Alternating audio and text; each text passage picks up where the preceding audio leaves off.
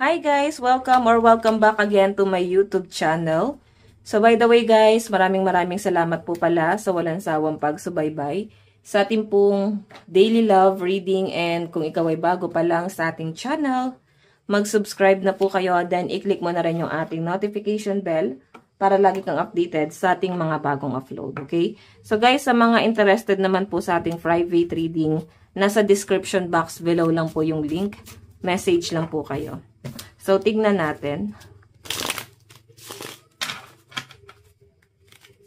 Okay. Kanina ba itong love reading? Meron wounded heart. May mga nasasaktan. May mga broken-hearted dito. Ayan o. Intrusive thoughts. So, may mga iniisip ka na masama na parang pinipigilan mo and pinipilit siguro na iba sa inyo na parang kontrolin yung emosyon nila na wag makagawa ng masama, ng masakit, na pwedeng ikapahamak mo. So, ayan, may mga broken-hearted dito, and parang nakikita ko yung iba sa inyo, kinokontrol mo rin yung sarili mo na parang wag na muna masyadong kausapin itong taong to, parang bigyan siya ng space.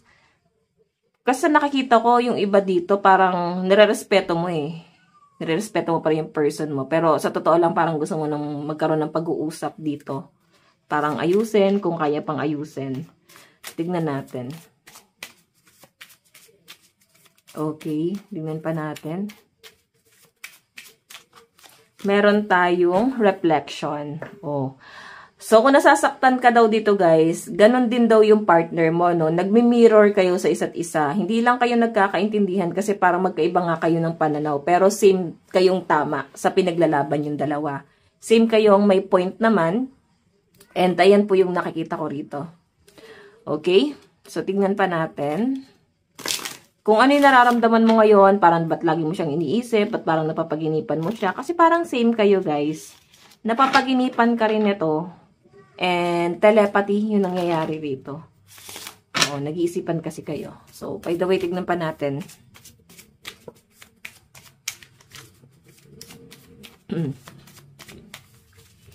Additional message, spirit guide.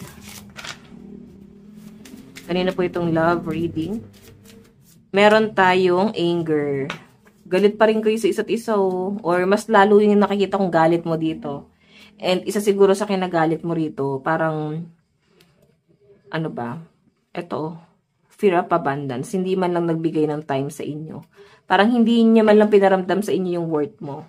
Parang hindi niya pinaramdam yung bagay na deserve mo doon sa relasyon, okay? So, isa sa pinagtatalunan yung dalawa is yung give and take. Hindi mo na feel yon. Hindi mo naramdaman sa kanya na parang pinahalagahan ka ba niya? Something like that. So, feeling ko guys, kailangan nyo muna talagang bigyan ng space yung isa't isa. Huwag kayo munang mag-usap. Parang pahupain nyo muna yung tension, no? Kasi parang parehas pa kayong may hindi okay. So, kung kakausapin mo siya, nakikita ko naman sa'yo, nire-respect mo. Parang ayaw mo rin naman kausapin. So, ayun, parang ikaw yung pag kinausap, sasabog ka. Siguro hayaan mo muna, lumayo ka muna. Mag-control ka muna. Kasi parang nakikita ko pwede kang mag-blackout ba tawag doon? Oo, magdilim yung paningin mo doon sa taong yon. Okay.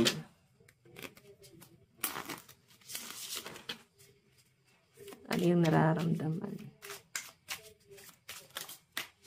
Meron tayong shame. May sisihan. So, guys, hindi kayo okay ngayon. May mga dito, no contact. Parang kagagaling nyo lang sa pag-aaway, kagagaling nyo pa lang sa pagtatalo, and may mga sisihan. Parang parehas kayo may pinaglalaban. Walang tama. Okay? Or walang magpapatalo.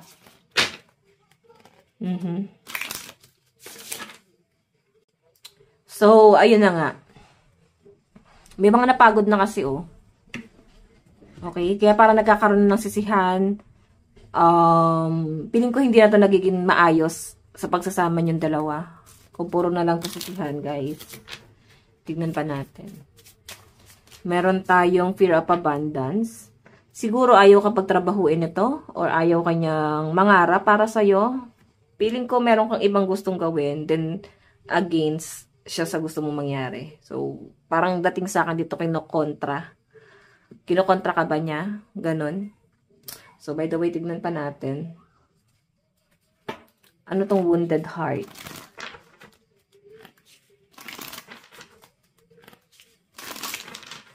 Ano ba tong wounded heart, spirit guide?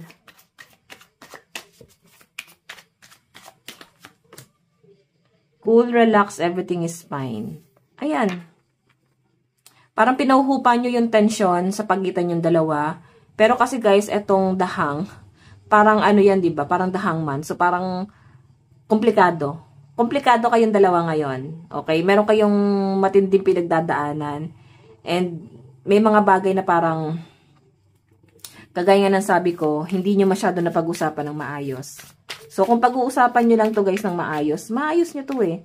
Pero yung pinapakita kasi sa akin dito, parang hinayaan na lang siya. Okay, hinayaan na lang na wag mag-usap. So, hindi na ipaliwanag ng maayos. Hindi na ayos tong problema na to. So, kung nagkaroon ng ending, nagkaroon kayo ng hiwalayan. So, ito yung naging resulta ng parehas kayo nagpapataasan ng pride. So, cool, relax, everything is fine. Siguro yung dating sa'yo, sige, mag-end na kasi pagod na rin ako. Parang ganon. So, tingnan natin. Ano tong reflection? Ano po yung reflection?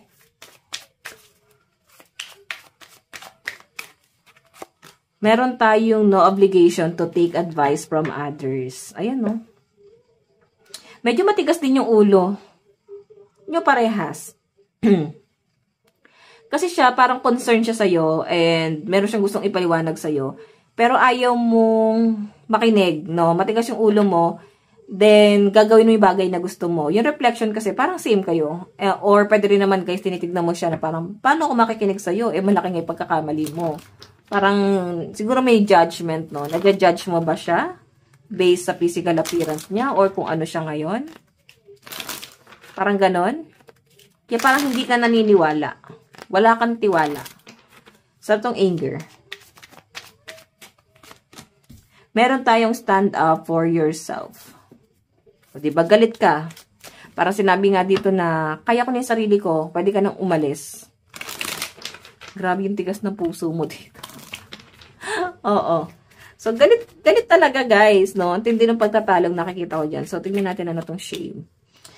Memories comfort us. Ayun, naalala mo siguro kung paano siya naging malaga sa inyo, kung paano kanya kina-comfort dati. Sobrang layo niya na sa ngayon, no? Hindi na siya katulad ng dati. Isa yun sa parang naging, ano mo, mga naging disappointment mo sa buhay mo. So, guys, minsan kasi ang pagbabago ng isang tao is dahil din yun sa personality ng isa. So, natin guys, ibuhos lahat dun sa partner natin. Pwede nagbago yan kasi may maling treatment ka. So, ikaw, balansihin mo. Pag-aralan mo, baka may mali sa inyo kung bakit nagbago yung partner mo. Okay? So, kung wala naman guys, baka talagang ugali niya na yan, no?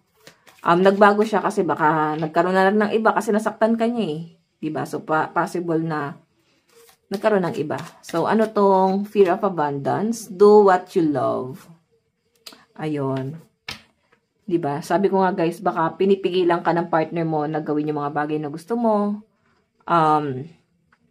Siya yung hadlang, di kanya sinusuportahan. And ayaw kanya magtrabaho. Siguro yun, meron kang gustong gawin pero kumakontra siya.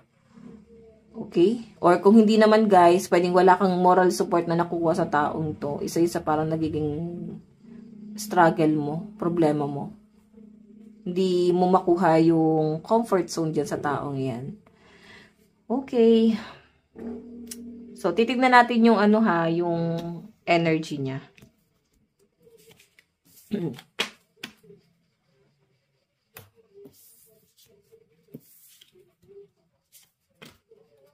Okay. Nararamdaman ni person.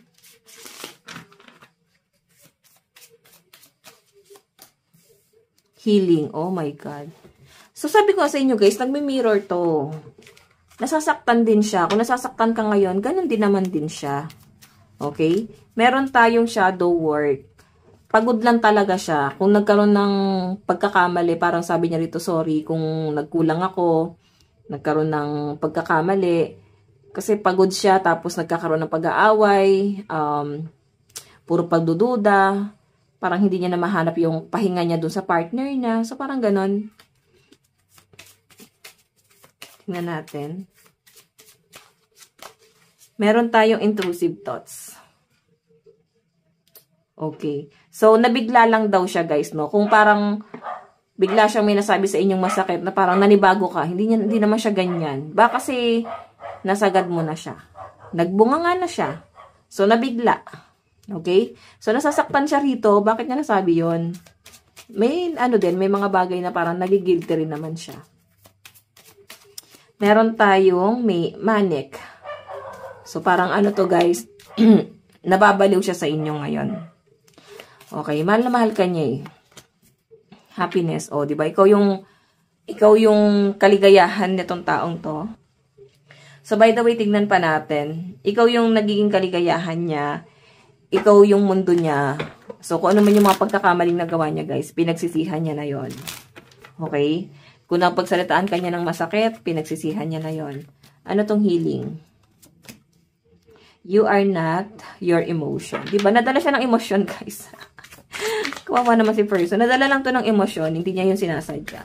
Shadow work. Ano tong shadow work? Meron tayong fall down on the couch. Napagod nga. Kagaya nga ng sabi ko, guys. Napagod siya sa trabaho. Tapos parang hindi niya maramdaman na ikaw yung pahinga niya. Kagaya nga ng sabi ko, guys. Nakikita ko naman yung pag-aalaga mo. Baka ikaw naman, nag-insist ka naman na alagaan siya, asikasuhin siya. Pero siya mismo ayaw niya. So, feeling ko nagawa mo naman yung part mo. Si person mo, may mali lang din talaga sa kanya. Hindi mo mabasa ano yung gusto niya. So, ano yung intrusive thoughts? Meron tayong inhale, exhale. Ano tong manic? So, ito kasi guys, tinatry niya mag-relax, no? Pero feeling ko, may nagpa-trigger sa kanya. Baka meron ka nasabi sa kanya na na-trigger itong taong to. So, relax lang tong taong to eh. Sobrang haba ng pasensya. Pero that time, parang nasagad mo na. Ano tong manic? So, yan. Relieve the pressure. Nababaliw na siya kakaisip sa inyo ngayon, guys. Hindi niya na kayang isipin pa ngayon. Sobra yung pressure. Ano tong happiness? Back to basic. Ayun, parang tinatry niya na naman maging masaya nang wala ka. Okay, back to basic eh. Parang balik na naman siya sa level 1 nung panahong wala ka. Panahong hindi ka pa niya nakikilala. So, parang feeling niya kailangan ko mag-move on, kailangan ko mag-move forward, parang kailangan ko mag-isip ng paraan paano maging masaya. Parang ganun yung dating sa akin dito. Okay, tignan pa natin. Nararamdaman ng partner mo. I'm single. Diba? I'm single right now. I'm not attached to anyone and not looking to get into a relationship at this time. So, yan. Single siya ngayon. Naghiwalay nga kasi kayo. Okay. So, hindi siya guys na-attach sa iba ngayon. Kasi nag-move on. Okay. Meron tayong missing you. Ayan. Sobrang namimiss ka ni person. Meron tayong others' opinion. I feel bound by my culture and my family's belief on how I should live my life. I'm working towards breaking free from limiting myself based on their beliefs. So, guys, yung nakikita ko dito, pwedeng foreigner kasi itong partner mo. Okay, iba yung culture nila. Or, baka hindi ka gusto ng pamilya. Okay, isa yun sa mga nagiging struggle mo rin siguro talaga. So, meron tayong feel free like home. Being with you reminds me of simpler times. You bring me so much happiness and peace. Okay, so ayan. Yan ang nakikita ko message ni person. Tingnan natin. Oops, dito. Ano yung gusto niya sabihin sa inyo ngayon? I wish you were next to me. I dream about you at night. You are the light at the end of my tunnel. So, ayan. Napapaginipan ka niya. Hindi nga kayo magkasama. Mukhang LDR kayo, guys, no? So, by the way, tignan natin yung zodiac signs side the person. Meron tayong Leo, Aries, Taurus, Gemini. Libra, Aquarius, Scorpio, Cancer, Pisces, and Gemini. Last one. Leo, Taurus, Capricorn, Sagittarius, Libra, and Pisces. Okay.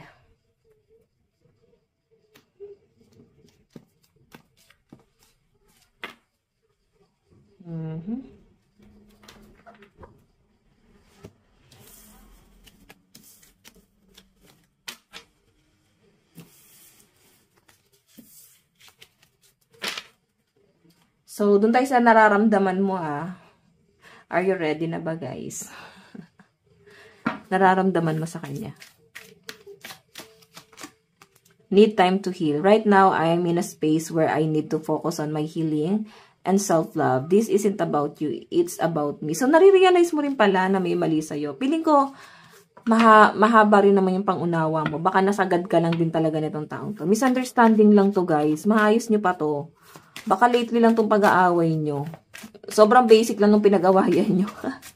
Parang away magkapatid, yung ganon. Sobrang babaw. So, meron tayong I'm single. Oh, di ba single ka rin? I'm single right now. I'm not attached to anyone and not looking to get into a relationship at this time. So, same kayo ng energy. Nagmi-mirror kayo, guys. Feeling ko soulmate kayo na to eh. My dreams, I've been dreaming about you. In my dreams, we are so free and in love. Wish I could stay there forever. So, yun na nga. Baka hindi kayo malaya. Hindi kayo open sa family. Hindi niyo pa kayang mag-out. Ganon. So, tignan natin yung zodiac sign. Hindi niyo pa kaya, guys, mag-out kung may mga LGBTQ+ dito. Pwedeng late bloomer, pwedeng hindi niyo pa kayang i-open sa family niyo yung totoo yung pagkatao. So, alam niyo, guys, gawin niyo yung mga bagay na gusto niyo, no? Huwag niyong isipin yung judgment, okay? Tignan natin. Meron tayong Cancer, Aquarius, Gemini, Pisces, Taurus, and Aries. Meron tayong Libra, Pisces, Aquarius, and Gemini. Meron tayong Taurus, Capricorn, Leo, Aries, Virgo, and Sagittarius energy. So, in the near future, sana kayo papunta? Express your love. So, ayan, magkakapatawaran din naman pala eh. Pero tama na yon. Bigyan nyo muna ng space yung sarili nyo, no? Isip-isip muna kayo. Finances and career. So, nagpapaka-busy kayo parehas. Children. Para daw kayo mga bata rito. So, nakikita ko, guys, maayos nyo to. Magkakabalikan din kayo. Sobrang misunderstanding lang itong nakikita ko nangyari dito. So, by the way, guys, ito lang po ang inyong daily love reading. Again, bukas po. Let God bless and love you all. Bye-bye po.